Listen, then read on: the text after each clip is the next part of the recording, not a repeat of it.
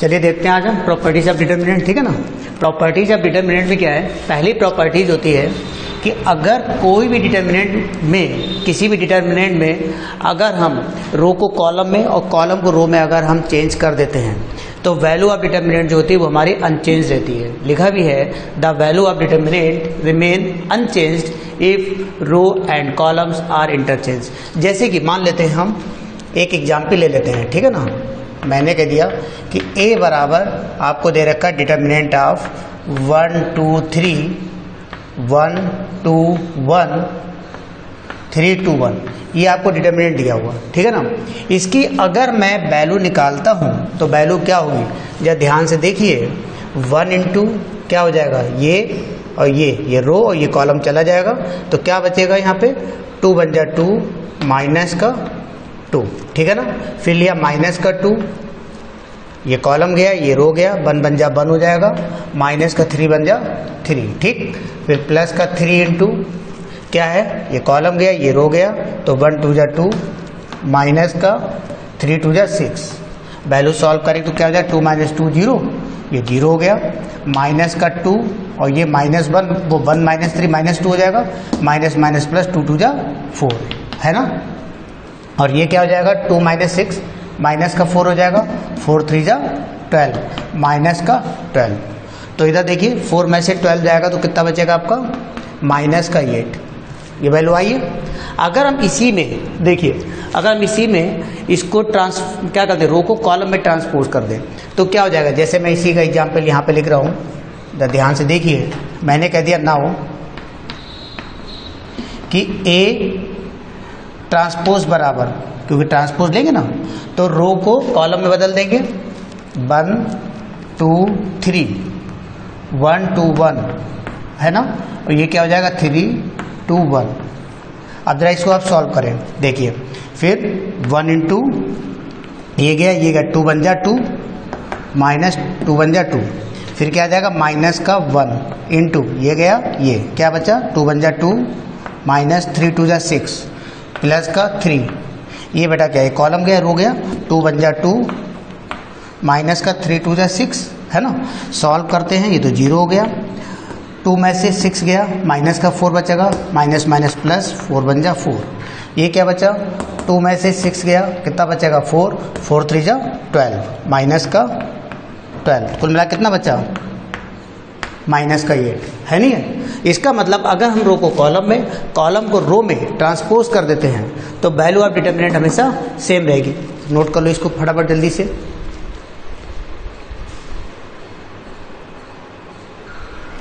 अब देखिए second property क्या है, देखिए सेकंड प्रॉपर्टी कहती है कि अगर हम किसी भी डिटर्मिनेंट में कोई दो कॉन्सिक्यूटिव रो या कॉलम को आपस में इंटरचेंज कर दें तो डिटर्मिनेंट की वैल्यू निगेटिव हो जाती है। लिखा भी है इफ एनी टू रो और column of determinants be interchange then sign of determinant is changed, that is negative its value, the numerical value remaining unchanged. For example, जैसे कि मान लो मैं थोड़ी देर के लिए यहाँ पे आपको एग्जाम्पल देता हूँ, देखिए मान लेते ए बराबर ये दिया है आपको डिटर्मिनेंट, क्या लिखा, कोई भी एग्जाम्पल उठा लो 1 2 1 3 2 1 1 1 2, कोई दिक्कत है। अब इसकी वैल्यू जरा मैं देखता हूँ, देखो बेटा क्या आएगी वैल्यू इसकी, ये लिखा 1 तो क्या था 2 2 जा 4 माइनस का 1 माइनस का 2, कॉलम गया रो 3 2 जा 6 माइनस का 1, फिर प्लस का 1, क्या हो जाएगा 3 बन जा 3 माइनस का 2, ठीक है ना। अब आप देखेंगे 4 माइनस 1 3 3 बन जा 3 माइनस का 6 में से बन गया 5 बचा, 5 2 जा 10 और ये प्लस का 3 में से 2 गया 1 1 बन जा 1, तो क्या हो जाएगा 3 प्लस 1 4 माइनस का 10 बराबर माइनस का 6। ये वैल्यू आई है दिस डिटर्मिनेंट की। अगर हम इसी डिटर्मिनेंट में दो रो या कॉलम को आपस में इंटरचेंज करते तब वैल्यू देखते हैं, इसको नोट करिए, ठीक है। अब देखिए फटाफट जल्दी से, अगर हम इसके, देखो बेटा अगर हम इसके दो रो या कॉलम को आपस में इंटरचेंज कर देते, देखिए क्या मैंने बोला है कि नाउ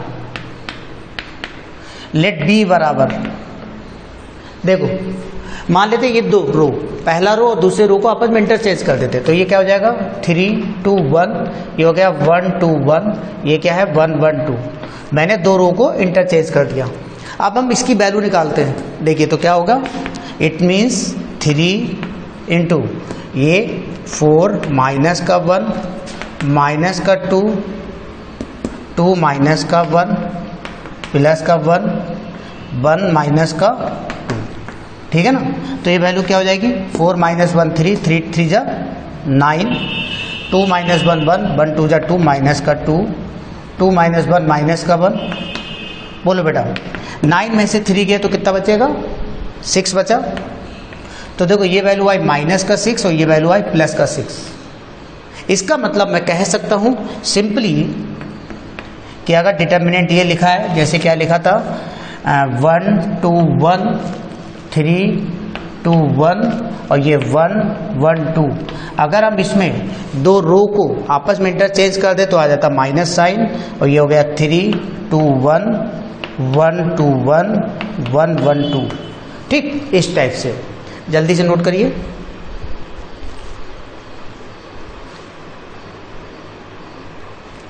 तो हमने पहली प्रॉपर्टी क्या बताई थी, पहली प्रॉपर्टी को देखो ध्यान से। पहली प्रॉपर्टी मैंने बताई अगर किसी डिटर्मिनेंट में रो को कॉलम में, कॉलम को रो में चेंज करते हैं तो कोई वैल्यू में फर्क नहीं पड़ता। जैसे मान लो ए बी सी, ये पी क्यू आर, ये एल एम एन, तो हम इसमें क्या कर रहे हैं, रो को कॉलम में, कॉलम को रो में चेंज करेंगे। A B C P Q R L M N, okay. कोई वैल्यू में फर्क नहीं पड़े, दोनों वैल्यू सेम है। मैंने एग्जाम्पल देके बताया था। दूसरा मैंने क्या कहा, अगर किसी डिटर्मिनेंट में रो को दो रो कॉन्सिक्यूटिव रो, ठीक है ना, उनको या कोई भी दो रो को आपस में इंटरचेंज कर देंगे या दो कॉलम को आपस में इंटरचेंज कर देंगे तो इसकी वैल्यू नेगेटिव आएगी। जैसे मान लो A B C P Q R L M N बराबर माइनस साइन आएगा अगर मैंने इस रो को इस रो में आपस में इंटरचेंज कर दिया, पहली रो को दूसरे में, दूसरे रो को पहले रो में चेंज कर दिया, तो आएगा P Q R A B C और ये हो गया एल एम एन।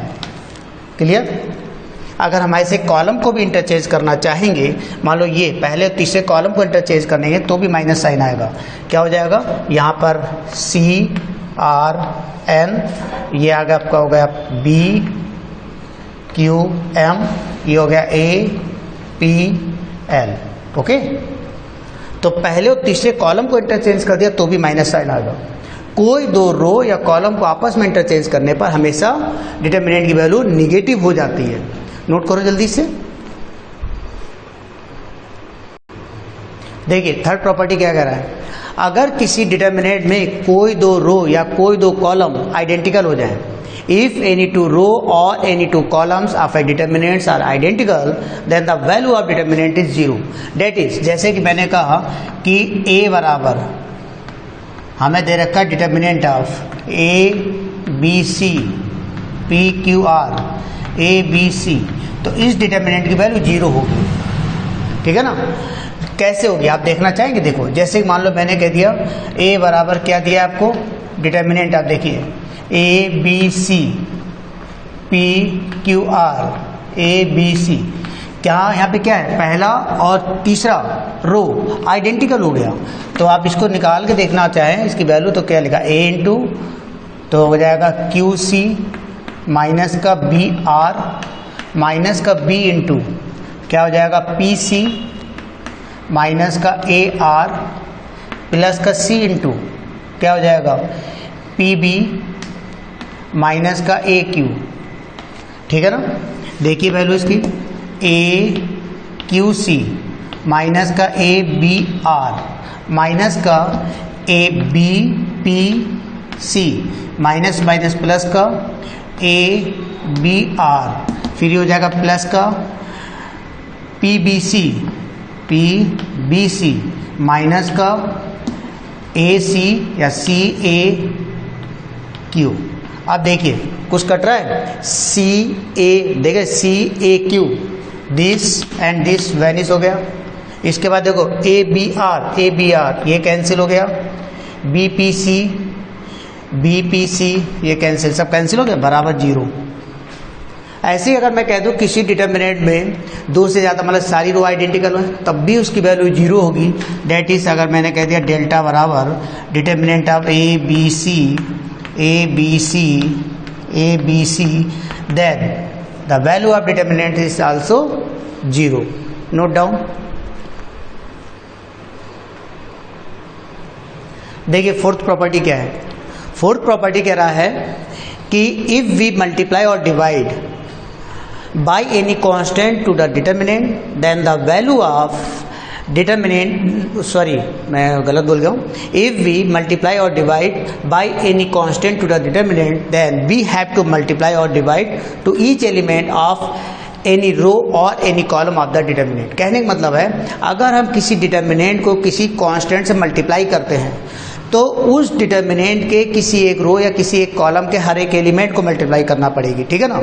पहले क्या होता था मैट्रिक्स में अगर हम किसी कांस्टेंट से मल्टीप्लाई करते थे तो उस मैट्रिक्स के हर एक एलिमेंट को मल्टीप्लाई करते थे, ठीक है ना। लेकिन यहाँ पर ऐसा नहीं है। जैसे कि मान लेते हैं फॉर एग्जाम्पल आप देखिए ए बराबर अगर आपको ये दे रखा है determinant of A B C P Q R L M N ये दिया है और अगर हमें क्या चाहिए है k इंटू ए निकालना है तो k इंटू ए की वैल्यू कितनी है A B C P Q R L M N, ठीक है ना। तो देखो बेटा अगर हम k से मल्टीप्लाई करेंगे तो क्या लिख सकते हैं किसी एक रो को, अब वो हमारी रिक्वायरमेंट है जिसमें जरूरत पड़ेगी उसमें मल्टीप्लाई कर देंगे। तो पहले रो को अगर मल्टीप्लाई भी कर सकते हैं k into A, K into B, K into C और ये ऐसे रहेगा P Q R L M N, ठीक है। या मैं ये कह सकता हूँ कि दिस वैल्यू इज, देखिए मान लो मैंने सेकेंड कॉलम को मल्टीप्लाई कर दिया तो लिखेंगे ए पी एल, ये हो जाएगा के बी के क्यू के एम सी आर एन, ठीक है ना। इस तरीके से नोट कर लो इसे फटाफट जल्दी से। देखिए प्रॉपर्टी नंबर 5 अब क्या कह रही है कि if all element below the leading diagonal और अबव द लीडिंग डायगोनल और except leading diagonal elements are 0 then the value of determinant is equal to the multiplied of all leading diagonal elements। अगर किसी determinant में मतलब कोई determinant upper triangular या lower triangular या diagonal की form में दे रखा है तो उसकी वैल्यू जो होती है वो डिटर्मिनेंट के लीडिंग डायगोनल के एलिमेंट के मल्टीपल के बराबर होती है। जैसे कि मान लो मैंने कहा डेल्टा बराबर दिया डिटर्मिनेंट, आप देखिए मान लेते हैं ए बी सी ये दे रखा है 0 डी ई 0 0 एफ, ठीक। अगर इसको ध्यान से देखें तो this is of the form upper triangular, तो इस डिटर्मिनेंट की जो वैल्यू होगी वो होगी A D F, diagonal element के मल्टीपल। खुद सॉल्व करके देख लीजिए। दूसरा मैं कह रहा हूँ अगर डेल्टा बराबर आपको ये दे रखा है, मान लेते हैं ए 0 0, ठीक है ना, B C 0 D E F अगर ये दिया है, ठीक है ना। तो इधर ध्यान से देखो this is lower triangular matrix है, नहीं है। तो लोअर ट्रायंगुलर मैट्रिक्स दे रखी है तो इस डिटर्मिनेंट की जो वैल्यू है वो क्या होगी लीडिंग डायगोनल के एलिमेंट के मल्टीपल के बराबर ए सी एफ। अगर तीसरा कंडीशन ये दे रखी है कि डेल्टा बराबर मान लेते हैं ए 0 0 0 बी 0 0 0 सी, ओके। यहाँ पर देखो बेटा ये क्या दे रखा है केवल डायगोनल मैट्रिक्स की फॉर्म है तो इस डिटर्मिनेंट की वैल्यू होगी वो होगी A B C always. Note कर लीजिए फटाफट जल्दी से, फिर मैं नेक्स्ट बोलता हूँ। देखिए 6 वाली प्रॉपर्टी क्या कर रही है, if a determinant capital D becomes 0 on putting x बराबर alpha then we say that x बराबर alpha is a factor of capital D. मतलब जो कैपिटल डी कोई डिटर्मिनेंट दे रखा है, इस डिटर्मिनेंट में अगर मान लो थोड़ी देर के लिए हम x बराबर अल्फा रख देते हैं, या x बराबर कोई भी वैल्यू रख देते हैं, जिस वैल्यू को रखने पर इस डिटर्मिनेंट की वैल्यू अगर 0 हो जाती है तो वो वैल्यू जो है इस डिटर्मिनेंट का फैक्टर कहलाती है। जैसे मान लेते हैं, हम एक आपको एग्जाम्पल दे रहे हैं, लेट d बराबर मान लो हमने ये कहा determinant of x square x cube, okay. ये दिया आपका 5 6 7, ये दिया है 2 4 8, ओके 2 4 8, ये डिटर्मिनेंट दिया हुआ है। अगर इस डिटर्मिनेंट में देखो बेटा, इफ x बराबर हम 0 रख देते हैं तो देखो क्या हो जाएगा, d बराबर 0, 0 का स्क्वायर 0 का क्यूब 0, 5 6 7 2 4 8। याद रखना, अगर किसी डिटर्मिनेंट में किसी एक रो या एक कॉलम का हर एक एलिमेंट 0 0 0 दिया है तो उस डिटर्मिनेंट की वैल्यू हमेशा 0 होती है, तो दिस इज 0। क्लियर है? अगर ये दे रखा है x बराबर 0 आने पर वैल्यू 0 आ गई। अगर मैं कहता हूँ कि इफ x बराबर मैंने क्या रख दिया, 2 रख दिया, देन d बराबर क्या होगा, डिटर्मिनेंट आप देखिए 2 रखेंगे, 2 का स्क्वायर 4, 2 का क्यूब 8, ये है 5 6 7, ये है 2 4 8। अभी हमने आपको प्रॉपर्टी बताई थी कि अगर किसी डिटर्मिनेंट में 2 रो या 2 कॉलम आइडेंटिकल हो जाएं तो उसकी वैल्यू 0 होती है। तो यहाँ पर फर्स्ट कॉलम और थर्ड कॉलम दोनों आइडेंटिकल हैं तो इस डिटर्मिनेंट की वैल्यू 0 होगी। यानी कि हम क्या कह सकते हैं इसमें कि इम्प्लाइज दैट x बराबर 0, 2 are the factor of capital D। तो कैपिटल D जो डिटर्मिनेंट दे रखा है इसके फैक्टर क्या होगा, x बराबर 0, x बराबर 2, क्योंकि ये दोनों वैल्यू जो है इस डिटर्मिनेंट को 0 बना रही है। ठीक है ना, नोट करिए।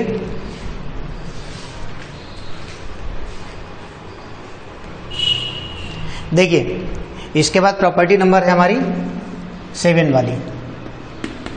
इसमें यह है, अगर किसी डिटर्मिनेंट में अगर किसी डिटर्मिनेंट के किसी एक रो या किसी एक कॉलम का हर एक एलिमेंट 2 या 2 से ज़्यादा एलिमेंटों के सम से बना है तो उस डिटर्मिनेंट को उतनी ही डिटर्मिनेंट में ब्रेक कर सकते हैं। जैसे कि मान लेते हैं हमने कहा डिटर्मिनेंट ये दे रखा, देखिए डेल्टा बराबर a प्लस माइनस का alpha b plus minus beta c plus minus gamma, ठीक है ना।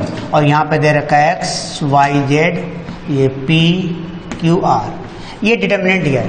इस डिटर्मिनेंट का हर एक एलिमेंट, मतलब इस डिटर्मिनेंट का पहले कॉलम का हर एलिमेंट जो 2 एलिमेंटों के सम या डिफरेंट से बना है, तो इसको हम ऐसे ही ब्रेक कर सकते हैं, determinant of a b c x y z p q r plus minus determinant of alpha beta gamma x y z p q r, okay. This एक प्रॉपर्टी ये भी है, लिख लीजिए।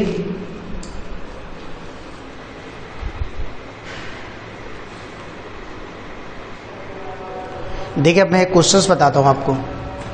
देखिए डिटर्मिनेंट के जितने भी क्वेश्चंस अगर हमें लगाना है, ठीक है ना, डिटर्मिनेंट को हम डायरेक्ट, हमने बताया था कि कोई भी डिटर्मिनेंट किसी भी रो किसी भी कॉलम के रिस्पेक्ट में एक्सपेंड किया जा सकता है। डिटर्मिनेंट का एक्सपेंशन पॉसिबल है, लेकिन मैट्रिक्स का एक्सपेंशन पॉसिबल नहीं होता, इसलिए मैट्रिक्स की कभी वैल्यू नहीं आती है। तो अगर किसी डिटर्मिनेंट को हम एक्सपेंड करते हैं किसी रो या किसी कॉलम के रिस्पेक्ट में तो वैल्यू आ जाती है। लेकिन कभी कभी क्या होता है कि डिटर्मिनेंट की वैल्यू निकालने के लिए एक्सपेंशन अगर हम करते हैं तो वो बहुत कॉम्प्लिकेटिव हो जाता है। उस केस में हमें क्या करना चाहिए कि इसमें जो हमने प्रॉपर्टीज़ बताई उन प्रॉपर्टीज़ को यूज़ कर सकते हैं। दूसरा, हम एलिमेंट्री ऑपरेशन यूज़ कर सकते हैं। एलिमेंट्री ऑपरेशन में क्या होता है कि अगर किसी डिटर्मिनेंट में किसी भी रो या किसी भी कॉलम में उसके करस्पॉन्डिंग अगर रो ऑपरेशन लगा रहे हैं तो किसी भी रो में उसके करस्पॉन्डिंग अनदर रो को किसी अनदर कांस्टेंट से मल्टीप्लाई करके उसमें ऐड कर सकते हैं, उसमें सब्सट्रैक्ट कर सकते हैं। इससे डिटर्मिनेंट की वैल्यू में कोई फर्क नहीं पड़ता, डिटर्मिनेंट की वैल्यू अनचेंज रहती है। यही ऑपरेशन हम कॉलम में भी लगा सकते हैं। अगर किसी कॉलम में उसके करस्पॉन्डिंग किसी दूसरे कॉलम को अनदर कांस्टेंट से मल्टीप्लाई करके उस कॉलम में ऐड या सब्सट्रैक्ट कर दें तो भी डिटर्मिनेंट की वैल्यू अनचेंज रहेगी।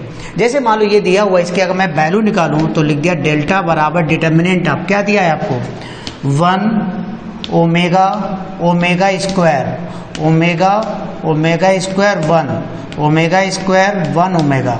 हमसे कह रखा है कि if omega is a cube roots of unity. पहली चीज तो ये ध्यान रखिए कि क्यू रूट्स ऑफ यूनिटी का मतलब क्या होता है। ऐसा नंबर जिसकी पावर 3 होने पर उसकी वैल्यू 1 हो, तो वो नंबर क्या हो सकता है। यहाँ पर omega cube roots of unity है, इसका मतलब ओमेगा क्यू बराबर 1 है। तो हम इसको इधर लेके आए थे, तो ओमेगा क्यू माइनस 1 बराबर 0, तो ये हो जाएगा omega minus 1 into omega square plus omega plus 1 बराबर 0। तो एक तो वैल्यू आएगी हमारी ओमेगा बराबर 1, ठीक है। दूसरी वैल्यू है omega square plus omega plus 1 बराबर 0। अगर हम ध्यान से देखें तो this is a quadratic equation in omega. तो बाई पंडित सिद्धाचार्य मेथड हम इसके फैक्टर निकाल सकते हैं। तो ओमेगा बराबर क्या होगा, -1 plus minus under root B square minus 4ac upon 2a वाले फार्मूले से। ओके, तो दिस इज, ये वैल्यू क्या हो गई अपनी, -1 प्लस माइनस का √3i अपॉन 2। तो ये वैल्यू हो जाएगी ओमेगा बराबर आ जाएगी -1 प्लस का √3 आयोटा अपॉन 2, और ओमेगा स्क्वायर बराबर क्या हो जाएगी -1 माइनस का √3 आयोटा अपॉन 2। इसकी हालांकि ज़रूरत नहीं पड़ेगी, फिर भी मैंने बता दिया क्यों, क्योंकि ओमेगा ओमेगा स्क्वायर और ओमेगा क्यू की वैल्यू क्या है, ओमेगा क्यू बराबर 1 है, ठीक है ना। तो यहाँ पर हमें जो ज़रूरत पड़ेगी वो ज़रूरत पड़ेगी इस चीज़ से, देख रहे हैं। ये अगर omega cube roots of unity है तो आपको इतना याद रखना है अच्छे से कि अगर omega cube roots of unity दे रखा है तो एक तो है ओमेगा क्यू बराबर 1 हम रखेंगे, दूसरा हम रखेंगे omega square plus omega plus का 1 बराबर 0 ये रखेंगे। इससे हम अलग अलग फॉर्म निकाल सकते हैं, ओमेगा स्क्वायर प्लस ओमेगा बराबर -1, या कह सकते हैं ओमेगा स्क्वायर प्लस का 1 बराबर माइनस ओमेगा, ओके, या कह सकते हैं ओमेगा प्लस का 1 बराबर माइनस ओमेगा स्क्वायर। ओके, अब जरा ध्यान से हम देखते हैं, यहाँ पर हमने क्या बताया था, डेल्टा बराबर ये हमें दे रखा है, तो हम अप्लाई करते हैं। Applying C1 tends to C1 plus C2 plus C3, मतलब पहले कॉलम में दूसरे और तीसरे कॉलम को ऐड कर दीजिए। Then delta is equal to क्या हो जाएगा, डिटर्मिनेंट आप देखिए 1 प्लस ओमेगा स्क्वायर, दूसरे वाले में 1 प्लस ओमेगा स्क्वायर, इसमें भी ऐड कर देंगे तो भी आ जाएगा 1 प्लस ओमेगा स्क्वायर। ये अपना ओमेगा स्क्वायर 1, ये है बेटा ओमेगा स्क्वायर 1 ओमेगा, क्लियर। और आप जानते इधर देखिए 1 प्लस ओमेगा स्क्वायर बराबर क्या है, देखो बेटा omega square plus omega plus 1 या 1 प्लस ओमेगा स्क्वायर बराबर 0 है। तो हम इसमें कहेंगे दिस इज इक्वल टू, देखिए बेटा ये 0 है, ये भी 0 है, ये भी 0 है, बाकी क्या है ओमेगा स्क्वायर 1 ओमेगा। तो हमने क्या बताया था, अगर किसी डिटर्मिनेंट में किसी एक रो या किसी एक कॉलम का हर एक एलिमेंट 0 हो जाए तो उस डिटर्मिनेंट की वैल्यू क्या होती है, 0 होती है। तो इस डिटर्मिनेंट की वैल्यू क्या हो जाएगी, 0 होगी। ये आपका आंसर रहा, आया समझ में? नहीं,